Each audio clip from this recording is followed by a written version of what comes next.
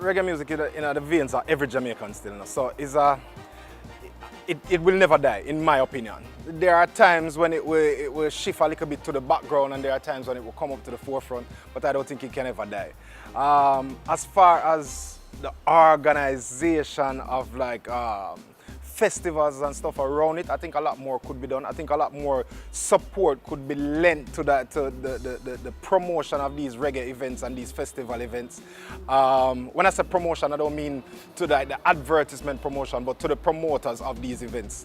Reggae to me is a language, you know. I think reggae is a means of communication, and it started as a means of the inner cities expressing the things that they were facing. I think that's really what it is. I think all music is a language, but reggae more so is the language of Jamaicans and of what we face and what we go through. And so with everything, like we just rhythmic them ways there, and we're just full of flair and full of flamboyance. And so we put it in a music. Some people would have put it in a poetry, put it in a art or a thing. We're just musical, so reggae is we. Even before Sly and Robbie, you had Black Uhuru, and Sly and Robbie was a part of that group. So like, you know, they used to have a whole heap of groups, reggae groups or reggae bands that used to come out of Jamaica from that. Well, Third World came a little bit after, and them kind of revolutionized the reggae sound. So, I mean, nowadays you still have reggae groups that come from Jamaica, man. Chronic's doing big things. Damian Marley is like at the top of the food chain right now as far as reggae music concerned. Tarrus Riley's at the top of the food chain when you think about reggae singers now. And you know, of course you have groups coming from the States like Revolution and Groundation and white reggae groups like that, them coming up, and there's nothing wrong with that. I don't see anything wrong with that.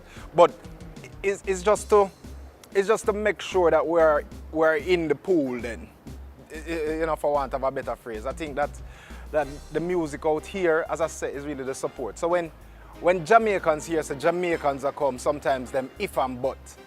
But if a group from Fiji are play anywhere that there's a citizen from Fiji present, they will attend the concert. I think that a little bit more support needs to be pushed as far as the audience concerned. All right, yeah, you know, we have a thing where we don't like support we own openly like that. I think we should be more supportive, more radical and fanatic about what people them. Because our people them, and when we see them do big things, it's like how we are doing. You understand? So we should have take that as if it's we are doing. Now for the youths them nowadays, them will learn a one and two thing about like some maroons in a school, but them not really know the history. Them not really understand like all some of them graphics here what you see around me. Them not understand so these things are part of the heritage, part of the maroon uprising. These things like them not really know. Them not really know. So you can't really blame them. There are some like a Chronics once again, for example, like and Damian Marley once again, for example, like these people have been schooled in the way of old-time reggae. So sometimes even when them do them new songs, you hear the influences coming out in the new song them. And them thing them I love here. I mean, you know, when you hear a youth a quote an old-time Jamaican proverb, a little youth now, it make me feel good. Because now, once upon a time, like, you know, some parents if I even want them youth talk patois, much less, you know what I mean? So it's really for everybody embrace the culture, not just the music.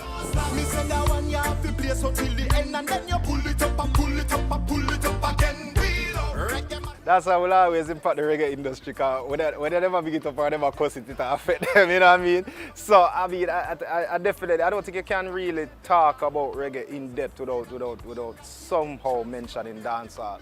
I think that and you can ask, you see the thing is, at the end of the day, you know, you have to look at a little bit of capitalism too, you know. Money is where the thing is, you know.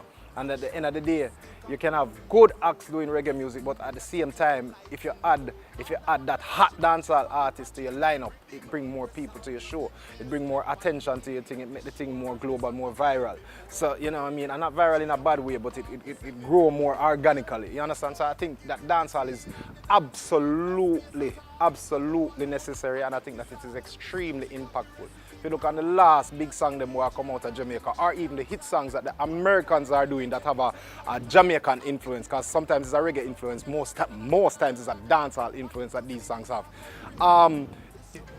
As I said, it's dancehall and it's reggae, so if them do it, and it's a hit #1 on the Billboard chart for them, then it is obviously impactful.